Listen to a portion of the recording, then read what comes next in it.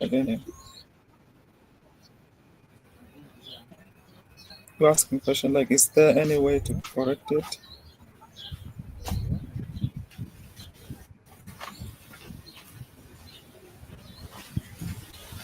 Can you please rephrase the question again?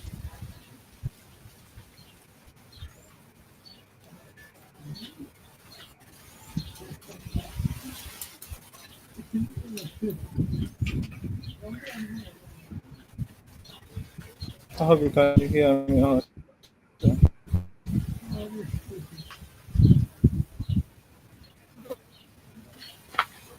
Okay, that will be later now, since. Okay, good afternoon again. Welcome everybody for today's sessions, and I hope you're having a wonderful time.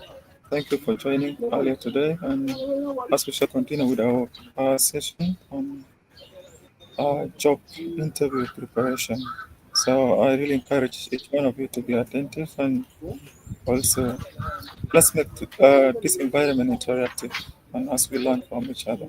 So thank you once again, and Brenda, I would love to give a chance to the floor is yours. Yes.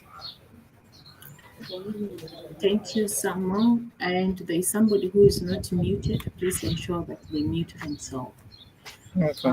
Let's observe some level of discipline, and it's not good to always have us talking about the same thing. When you're not talking, please mute yourself and all that. Some of us don't seem to understand that, and it's very disturbing for the rest of the team. Sometimes the network is really bad, so somebody may be struggling to hear something because they're competing with your noise from your background. So if you're not talking, please kindly mute your mic. And if you want to talk, you can raise up your hand or just drop a comment or your questions in the chat. That's way we're able to maintain at least one discussion or presentation. Thank you. So I hope everybody's doing okay, and good afternoon and welcome to today's session. Today we're going to cover everything to do with how we can be present with confidence for job interviews. And I know job interview is one of the biggest moments when we're in the race of searching for jobs. Yeah, it's the space where you turn your CV, your application into a conversation. It's where you get to communicate who you are, what you bring, and why you think you are the right candidate for that position directly to the employer. So today we are going to learn how should we prepare when we get an invite for an interview. How do we speak when we are in the interview? How do we behave when we're in the interview? And how do we present ourselves with intention so that the employer is able to see that we have the confidence to be able to perform on the role.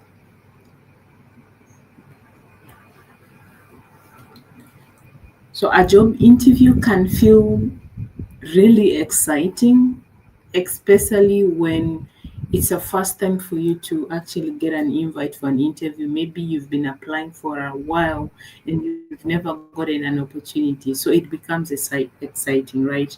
But at the same time, it's nerve wracking because, hey, you don't know what you're going to expect there, right? So most of the times, our nerves get the better of us, and many of us freeze and we become unsure, and mostly because we don't know what the employers are really going to be evaluating, whether we will crack the interview or not, and all that. But with the right preparation, with the right mindset, with the right structure, you can walk into any interview with confidence, with clarity.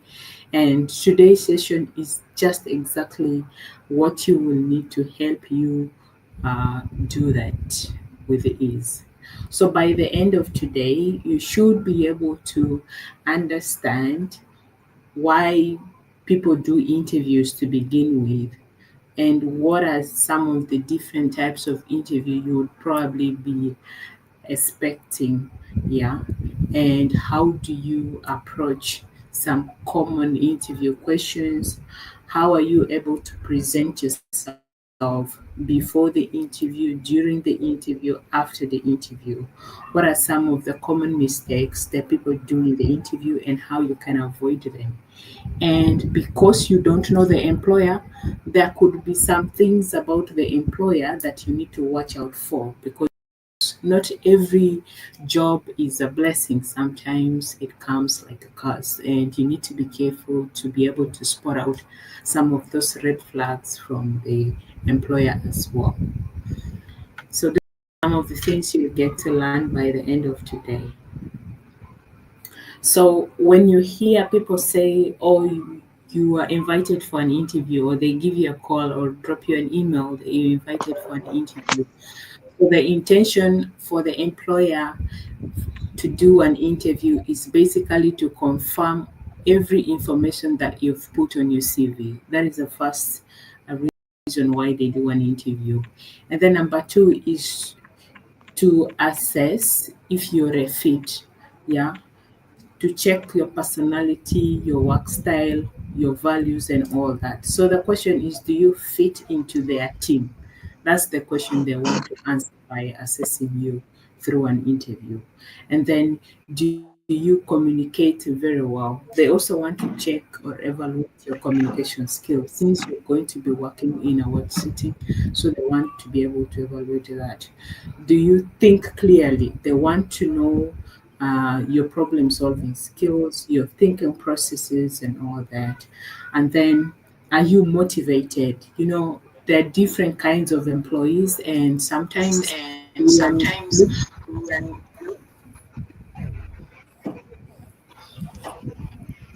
please mute yourself. Somebody is joining from two devices.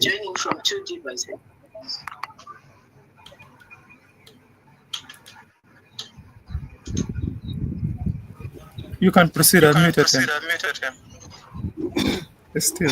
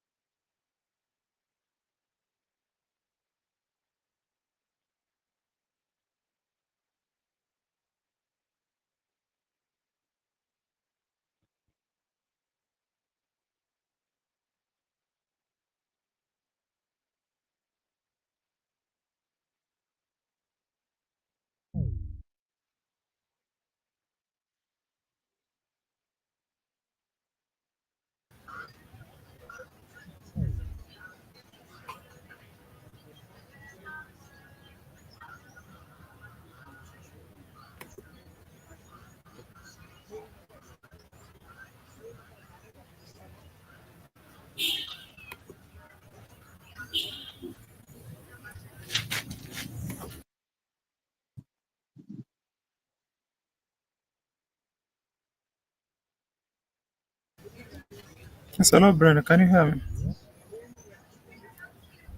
We can't hear you if you can hear us.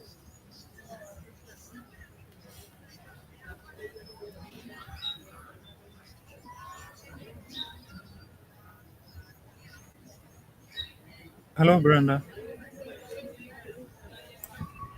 Yes, Okay. who is, yeah, that was a noise that I was getting. I stopped sharing my screen just to see where the noise is coming from. Okay. Guys, let's keep our mics muted as we continue with the session.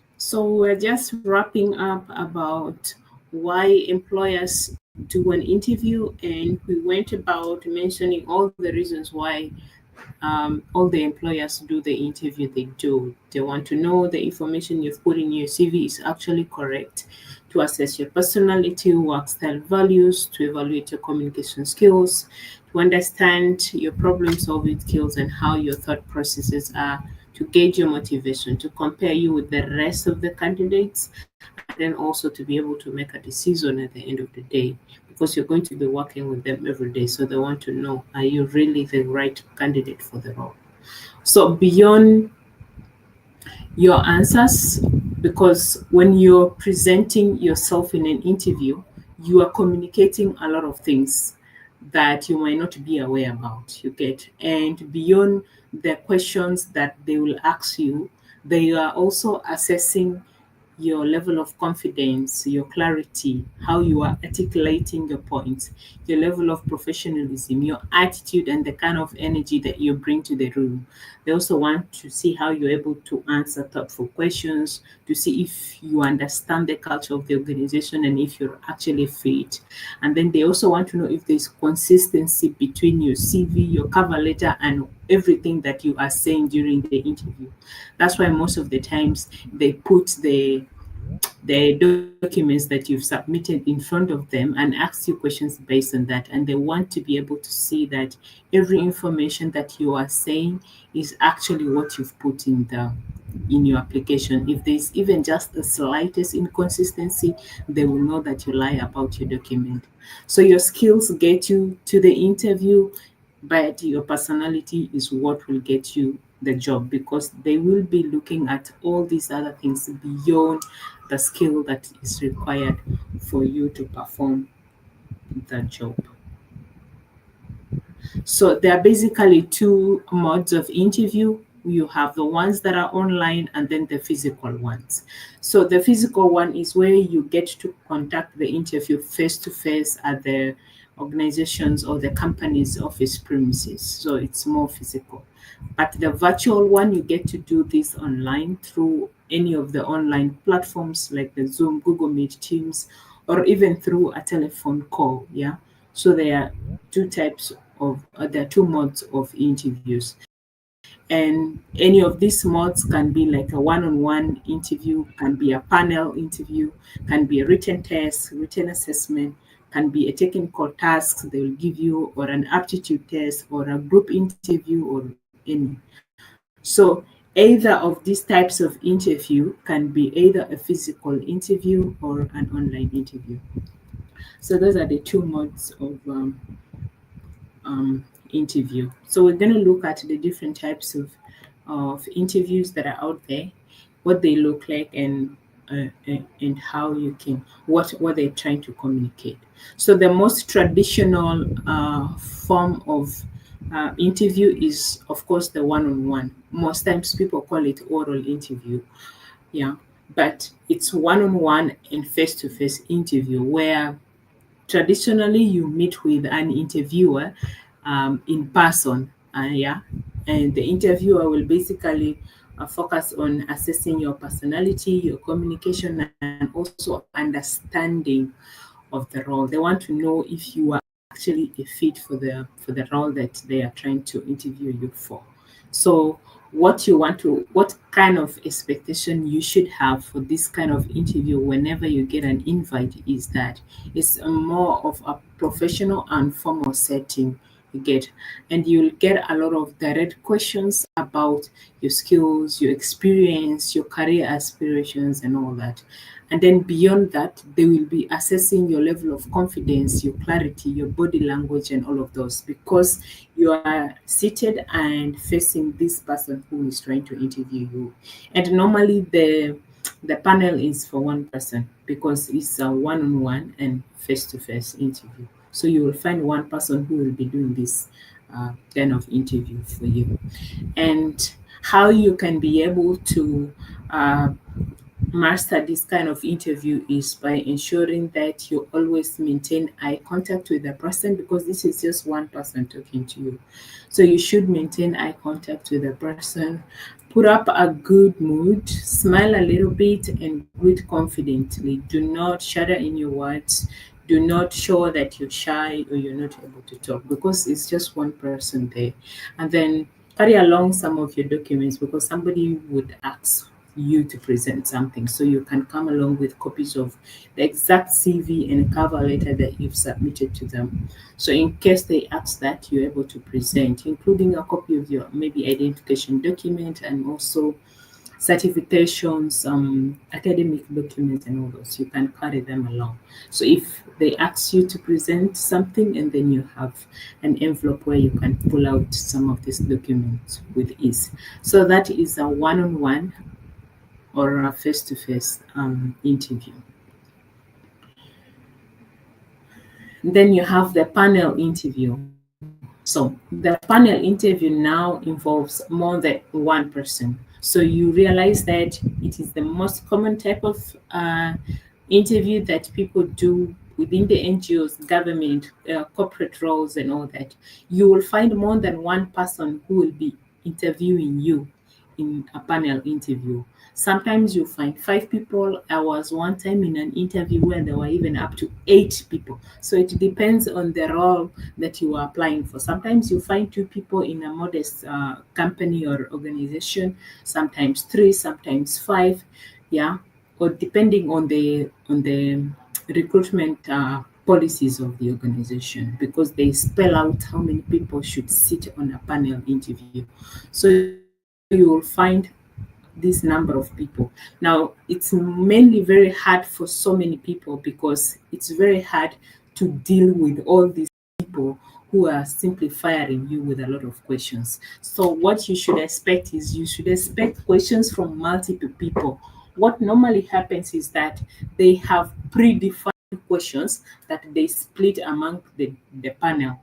So you will find that if there are 5 people, all these 5 people will be given sets of questions to ask you. So you'll find somebody asking behavioral question, another person asking competency question, another one will ask things on attitude, on IT, on community, anything. So they will divide the questions, and then you will find that somebody will ask you a question, and if you're not sharp enough, before you even finish the one answer, another one has already prompted or asked another question. By the time you even say 1 or 2 words, there's another question coming up. You get, so it's like a fireball. Yeah. So it is always good to ensure that you are really able to maintain your composure, because then you lose focus and fail to answer most of the questions, because all the questions they're going to ask you are questions that are there and needed to be scored. So the moment you miss them, you will lose scores for them. Yeah. And then you would also expect a lot of cross different competencies. The ones like I've mentioned, sometimes if the role is where you will be supporting different departments, you will find even cross department competencies being tested in some of these interviews.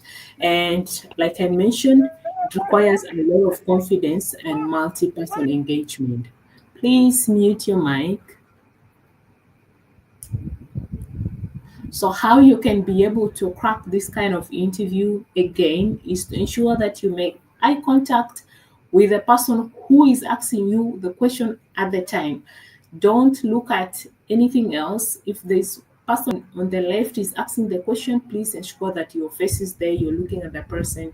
And if the person shifted or the question shifted to another person, move your attention and focus to just follow through where who is talking, yeah, and ensure that you're maintaining eye contact with that person.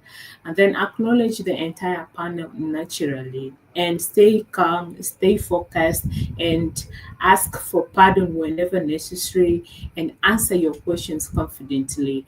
And every time you are asked a question that you do not understand, always pause to even a minute or two to think about it. And if you don't have a direct question, you can always say something like, so you don't need to say, okay, I don't know that one, you can move to the next. You can say you can think about it as you move to the next question. Again, don't forget it later if you paused it to move forward, because if you paused it, you should come back to it later. If you don't come back to it, they may remind you, they may not remind you. If they don't remind you, they will score you zero. But always remind them that, okay, yeah, I left a question earlier on and I think I'm ready or confident to answer now. So then you are able to answer the question. So the panel interview question is the most common question interview, and it is the most nerve-wracking interview that is ever there, because you see a lot of panelists in the same interview asking you, questioning you, cross-examining you at the same time. Yeah.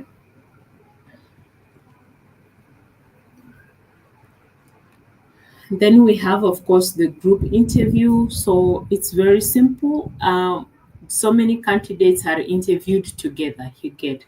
So sometimes people do this kind of interview if they want to assess how you are able to perform in a group setting, you get. So they'll give you like group discussions, or they give you a group problem to solve, a group task, and all that.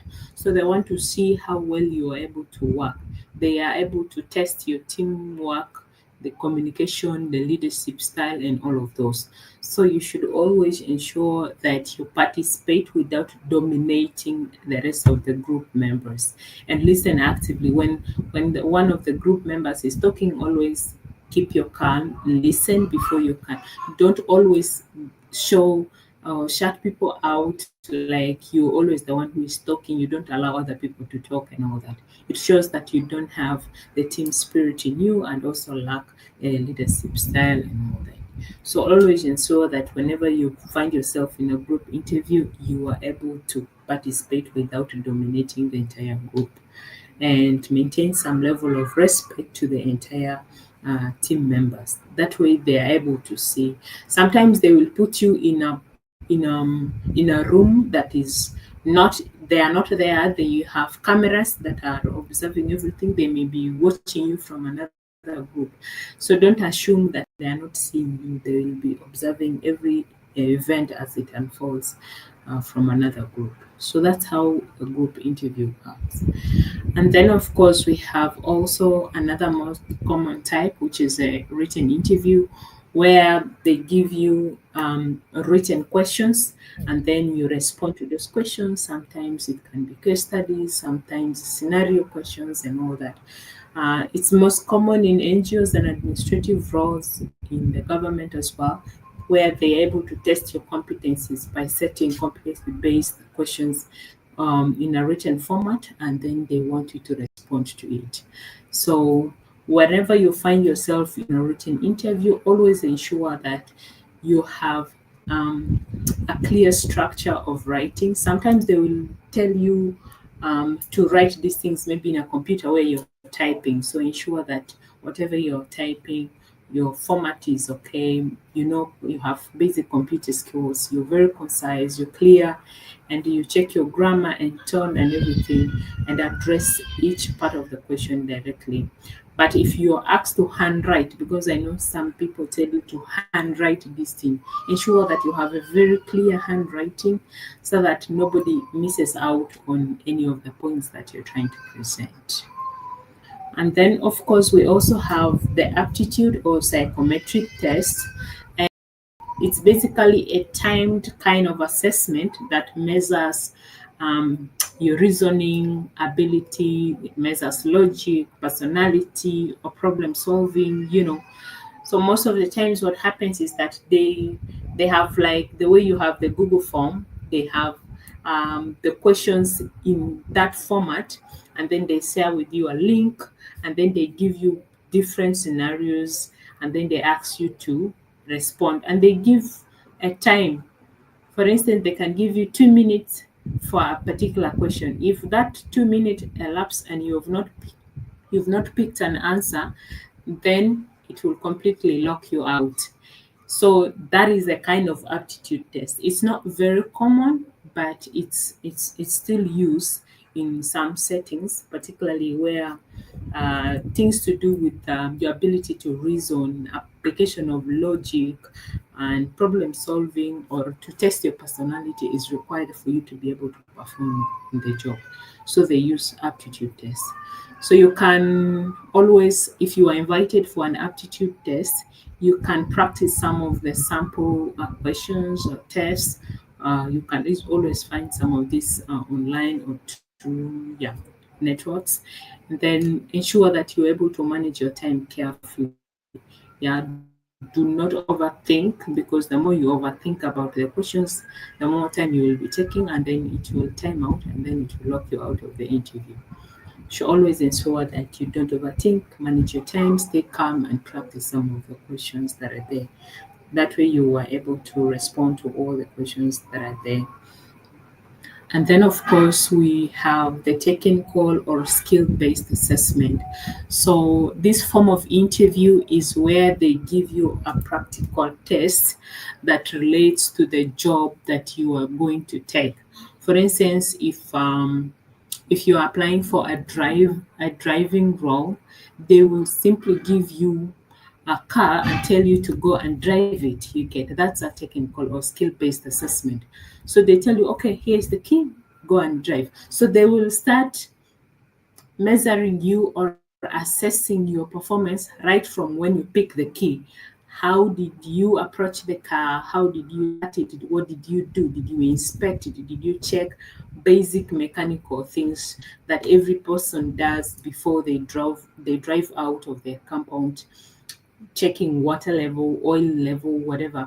So they want to test those kind of skills on the job. How are you driving? Sometimes they put for you somebody with you as a passenger to simply assess how are you approaching the road, how are you making the turns and all that. They'll give you a specific route to follow and all that. So they give you a skill based assessment based on the role, particularly if it is a practical kind of role. For instance, like IT roles where there's a lot of coding or data entry and all that. Or if you're going to be a reporter and you need a lot of report writing and all that.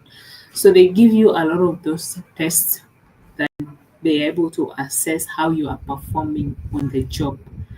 Then they will assess you based on that. So what you have to do is to review the required skills again if this is a technical kind of role.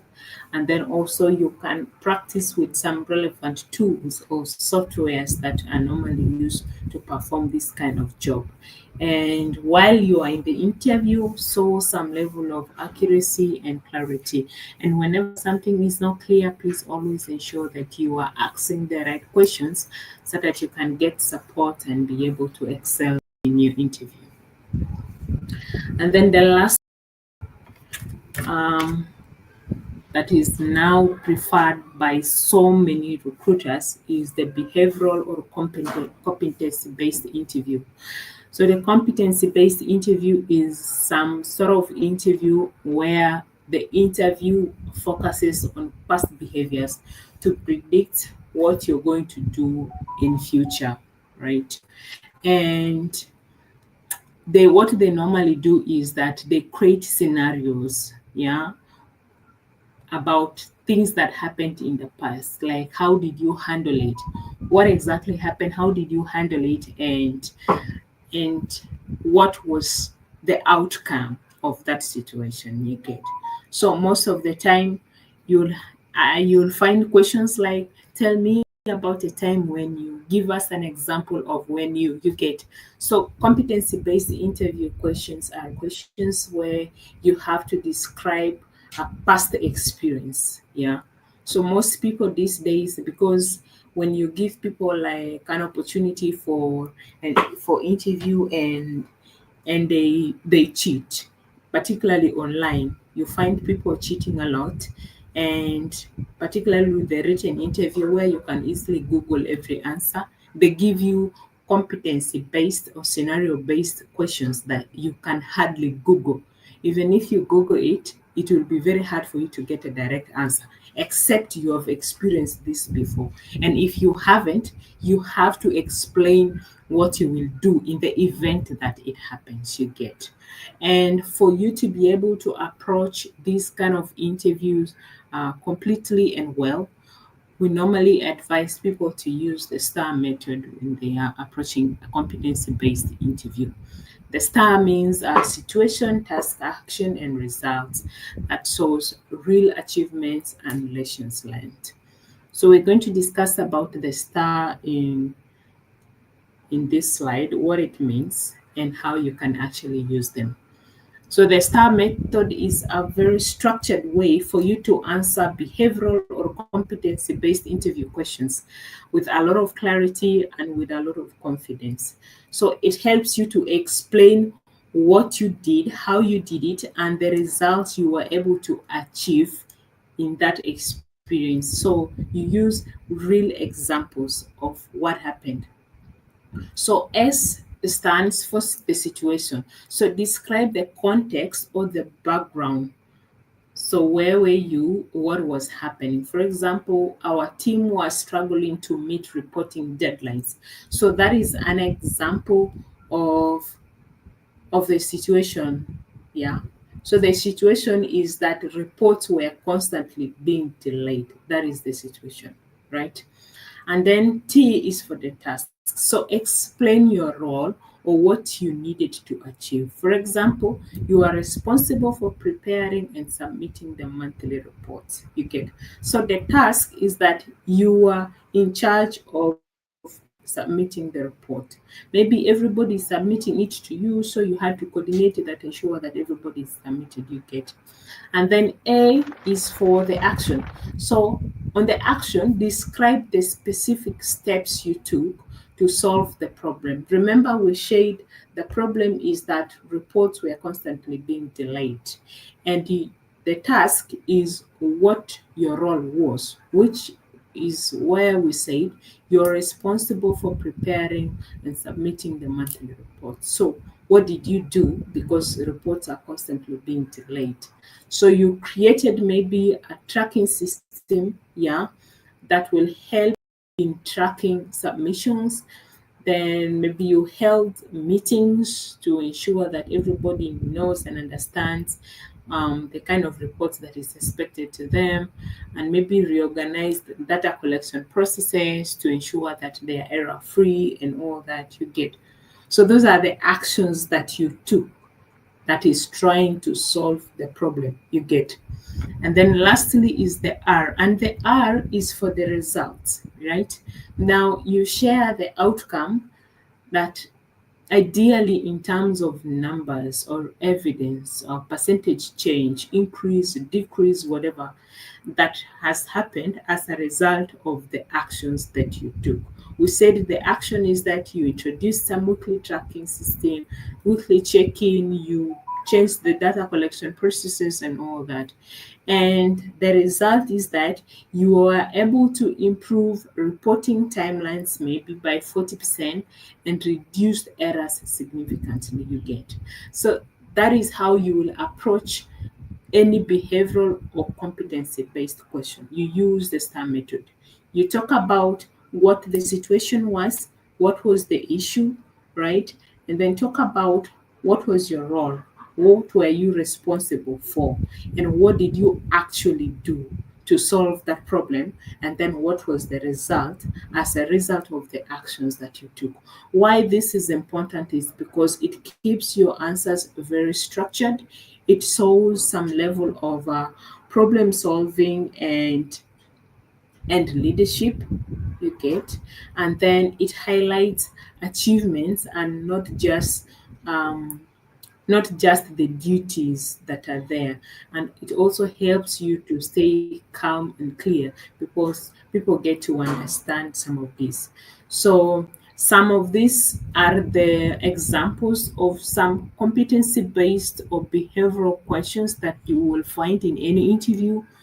Tell me about a time you worked well in a team. Describe a time you had to support a colleague under pressure.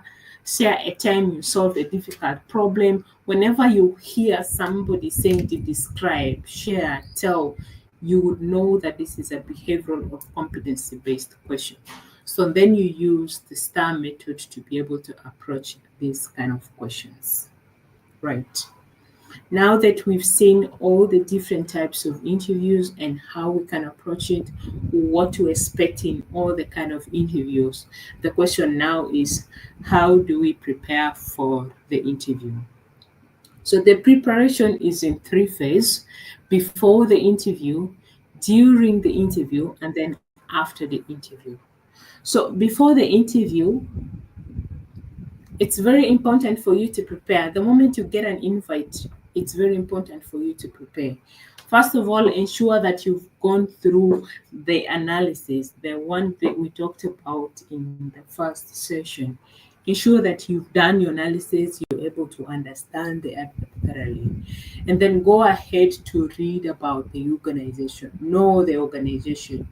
Because if you don't know, they may ask you questions like, okay, so what do you know about us? Why do you want to work with us? And then you will fail to tell.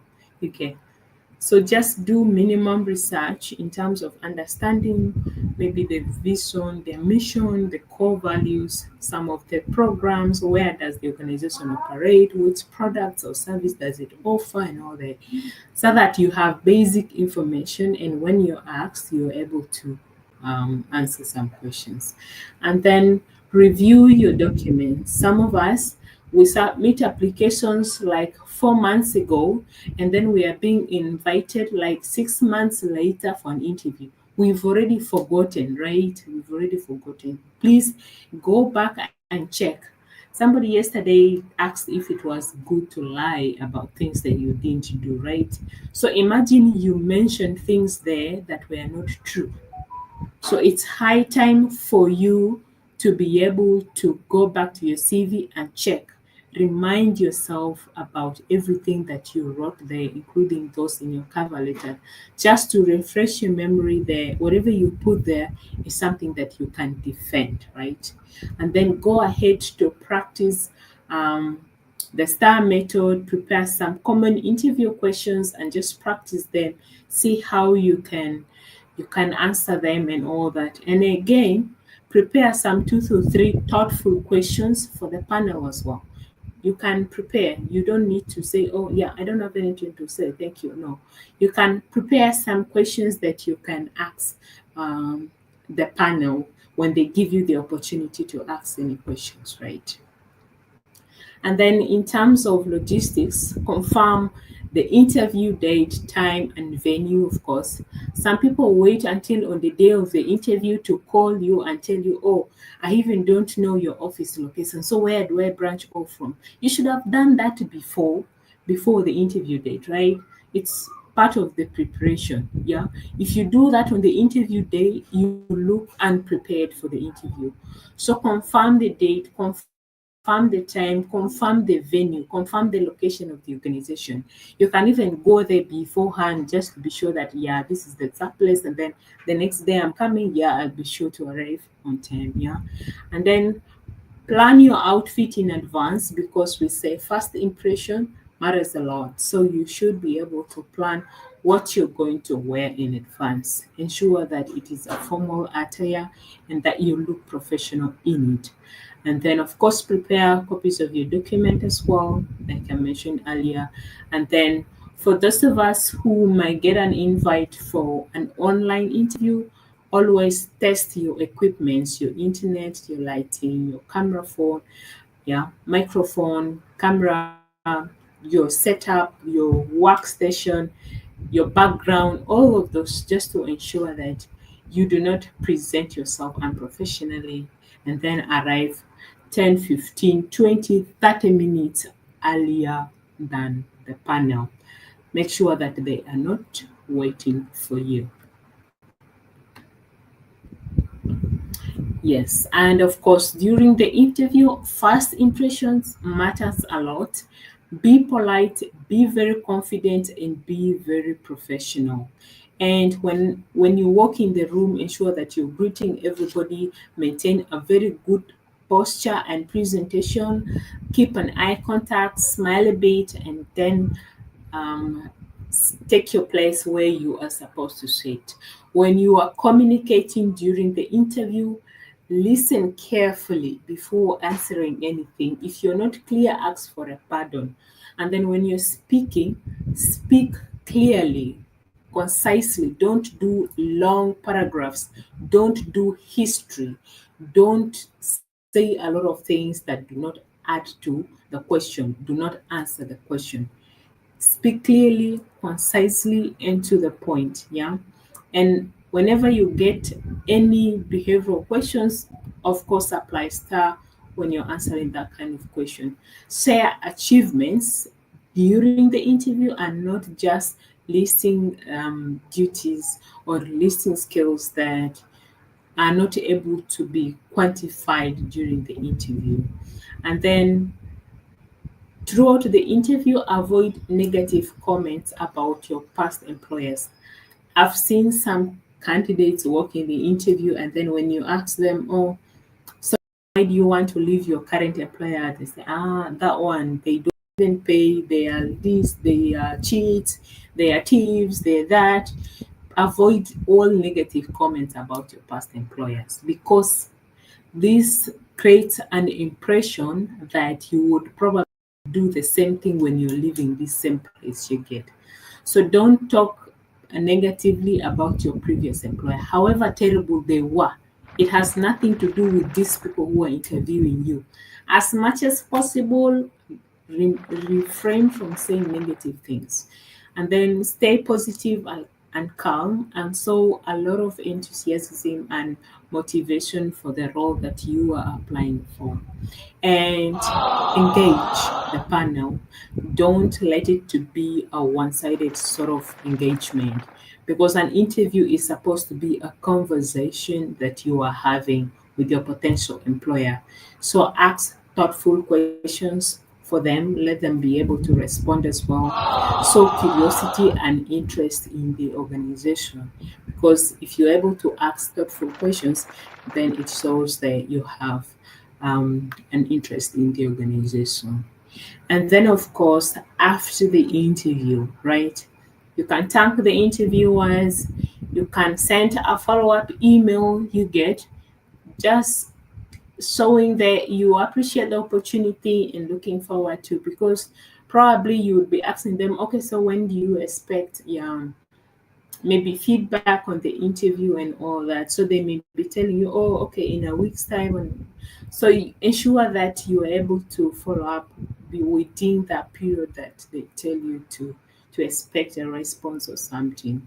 Yeah. And then in terms of reflection, go back, sit down, think about the entire interview process, how you approached it, determine what went well, what didn't go well, how did you respond to the questions, was there anything that you felt was off, is there something that you can improve for the next invite and all that you get, so that whenever you get another opportunity, you can use that as a learning point to be able to improve on how you can approach any interview. Yeah. And stay patient as you wait for the feedback. Avoid a lot of texting, calling repeatedly, and all of those. And keep your phone on for possible follow up. Some of us, when we do an interview, we disappear. Sometimes we don't intend it. Our phones get lost and all that, and then they fail to find us anywhere else.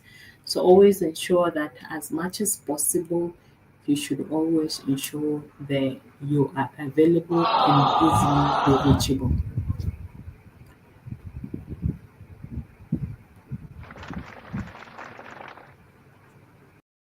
Yes. So, in terms of etiquette, both virtual and physical, your professional appearance matters a lot. And ensure that when you're appearing for any interview, your dress code is clean, neat, and well pressed. Yeah, because it shows some level of professionalism. Choose professional, solid colors. Don't appear in sports colors, yeah, that are so loud and screamy and all that. Choose colors that are professional. That way, it's able to communicate something. Avoid bold prints, flashy things, a lot of blings, wearing excessive accessories, and all that. And keep your hair neat, well groomed, and use minimal makeup for the ladies who do makeup. Sometimes it's good not to even have one on. If you must have one, ensure that it's very minimal and not exaggerated at all, because it is not professional to have a lot of makeup on. And your shoes must be clean enough, closed off for all physical interviews. And in terms of arrival and presentation, please ensure that 15 minutes early or 20 minutes or 30 minutes early, that's good enough. While you're there, ensure that your phones are off or on silent, because sometimes you'll find somebody's in an interview and the phone is busy ringing. Yeah, even if they press it, the person will ring again. They don't know that you went for an interview. They will keep calling you. So you can either put it on silent or switch it off just for that 30 minutes or 45 minutes, and then you get back to your normal business. It's very okay, because it's able to show some level of professionalism, right? Greet people, maintain eye contact, sit confidently throughout the interview, and then listen attentively. Avoid interrupting. Most of us do not know how to communicate, because before the person finishes the sentence, we are already eager to share our own opinions and all that, making it look interruptive, because you are not giving the person opportunity to finish what they wanted to say. And keep all your answers clear and concise, and then show interest in the role and thank the panel at the end of the day. So those are some of the professional appearances that you should consider during an interview, whether it is a virtual or physical interview.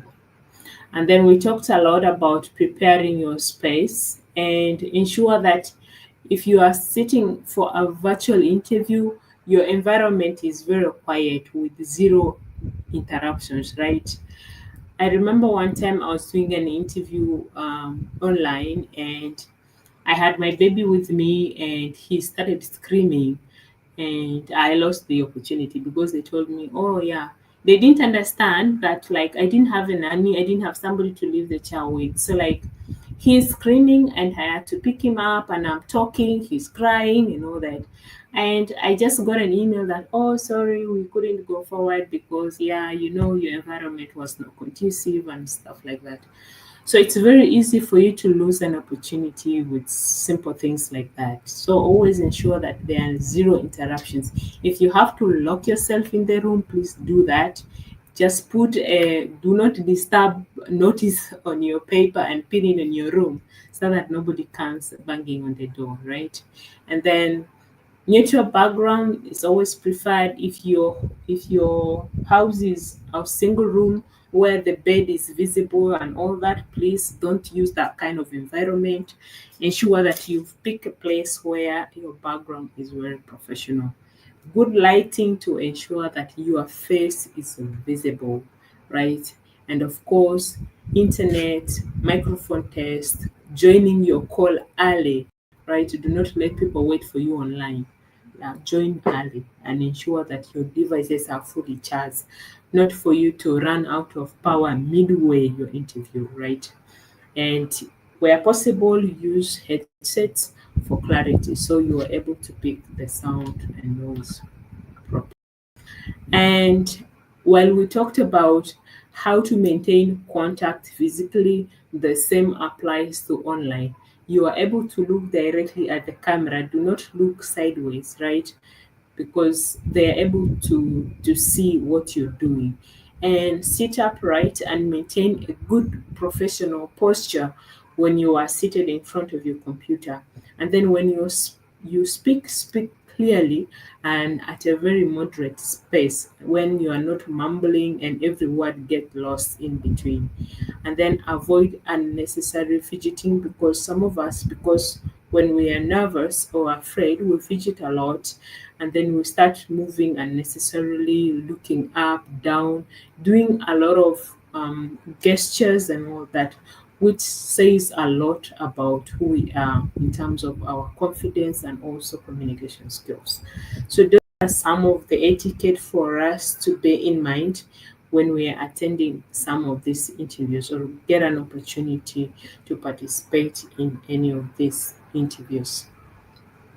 And then in terms of communication, yes, there are a lot of etiquette for considerations as well. When you're speaking politely and professionally. Avoid the use of slangs and fillers like yeah, they're very common, because when you're talking it comes out naturally because it blends out with your talk, right?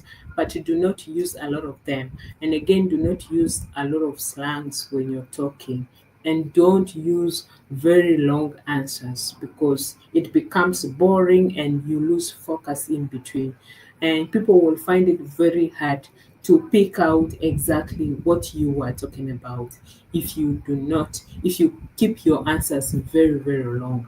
Keep calm, maintain a positive attitude, however tough the interview gets. Don't go getting annoyed or angry at the panel. Always maintain a positive attitude. If they are asking you a lot of questions and you feel there's too much pressure, please take composure, relax, breathe in, out. Yeah, you can ask for even a time to take a breather, to grab some water, come back. Yeah, because it's intended to be a conversation, right? The intention is for them not to fail you. They just want to understand who you are and what you're going to bring to the table, right? And then so respect even if the interview is tough, because it can get really, really tough. Yeah, and ask thoughtful questions as always about the role and also the organization as well. So, right, we've talked a lot about, yeah, this part of the etiquette, still continuing in terms of the body language, the do's and don'ts and all of that. um, the use of gestures is is the one that I want to emphasize the more. Some of us we speak with a lot of gestures to the extent that it becomes uncontrollable. Yeah, so it's good that when you are talking, you control your gestures you get, because you never know what these kind of gestures mean in certain settings.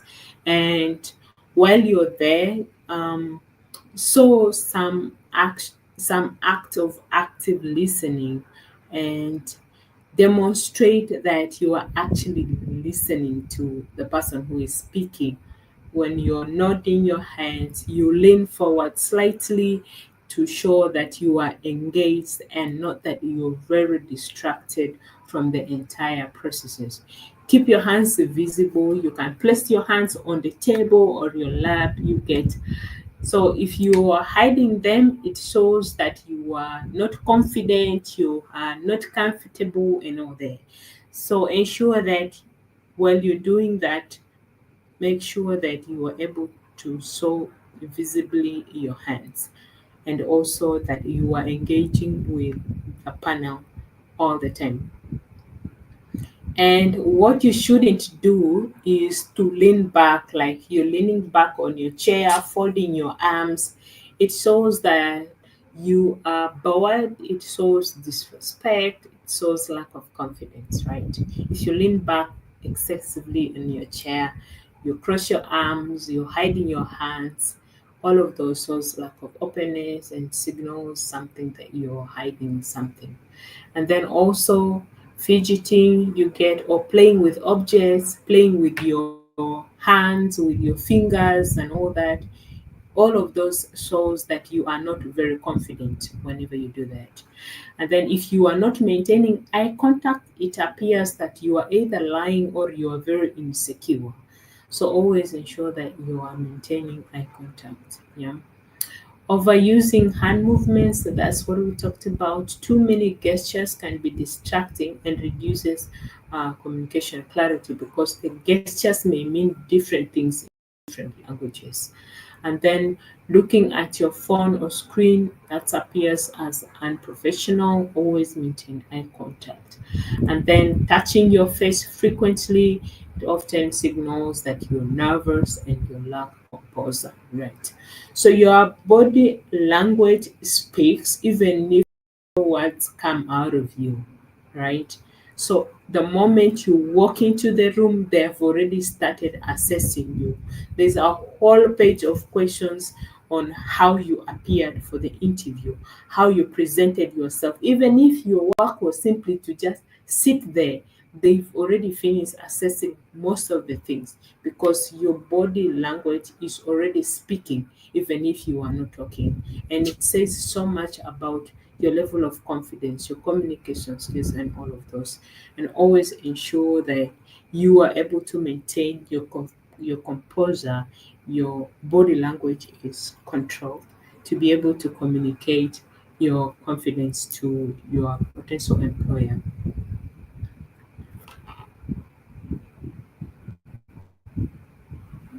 Yes. So most of us, when we appear for interview, because we are not prepared beforehand. Nobody tells us how we should prepare for some of this interview. Sometimes we arrive very late for this interview. I had one person who showed up for the interview almost 6 hours later.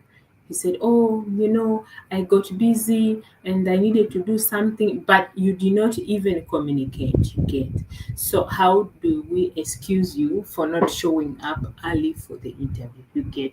So, if you arrive late, whether it is a physical or a virtual interview, it makes a bad first impression because it shows that you lack seriousness. It suggests that you are a very disorganized person. It shows that you are a poor timekeeper. So always arrive early. And then poor preparation, like you've not researched the organization, you don't know anything about the advert. If they ask you, okay, so on this role, what will you be doing on daily basis, you don't know, you didn't read the JD in the advert. Yeah, so you didn't prepare so well. That is a mistake that most of us do because we are caught up unaware and we are not able to answer basic questions in terms of the role. And then inappropriate dressing, where you appear too casual, too flashy, or too unprofessional. All of those take into consideration. And then not dressing for the industry role. So we understand that there are some industries where they emphasize specific codes of dressing, like the banks, for instance, you must appear in a suit, right? And for you, if you go appearing there in your casual pants and t-shirts, you are not observing the industry outfit, right? And then it becomes inappropriate dressing. Whereas that kind of dressing may work in other settings, maybe a corporate setting and the like, but within the bank, it may not be sufficient. And then some other mistakes that we do is that when we're speaking, we are not clear enough in our communications. We answer questions, we speak so long, too fast, too slowly.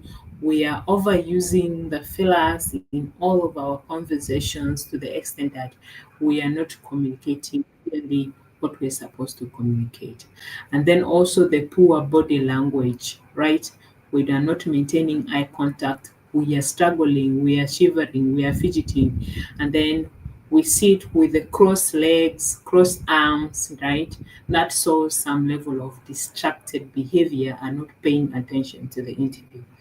So those are some of the common mistakes that we make whenever we get invitations for an interview, right?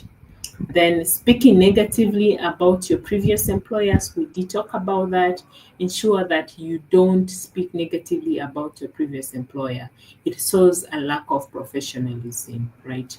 And then giving generic answers, right? No examples, no measurable results. vague statements. For instance, if you say something, I am hardworking, okay, what is hardworking for you? What shows that you are actually hardworking? So you don't need to use vague statements, because then it becomes a very generic answer that everybody else will be giving, right? And then not following instructions, that's right. Wrong wrong submissions in terms of missing application documents and all that. Sometimes, if they tell you when you are coming in for the interview, bring an ID, bring your CV, bring this, bring that, and for you, you've not even brought any of those. And then they ask you to carry along with you some things, you didn't do that. So if you don't follow the instructions that they've put in the interview, including arrival time, if they tell you interview is at 10, for you, you must arrive there at 9:30. For you, you are showing up at exactly 10. Maybe there's something that they wanted you to do before then, right? So those are some of the common mistakes. And then focusing on salary too early, it appears that you are more money driven, and then it reduces your chances of moving forward. So they want to see that there's a motivation behind your application beyond the money. Of course, money is the primary reason you're getting the job. But if money is taken away, can you still do what you claim to do, right? So that is your motivation. And people always work hard if they have a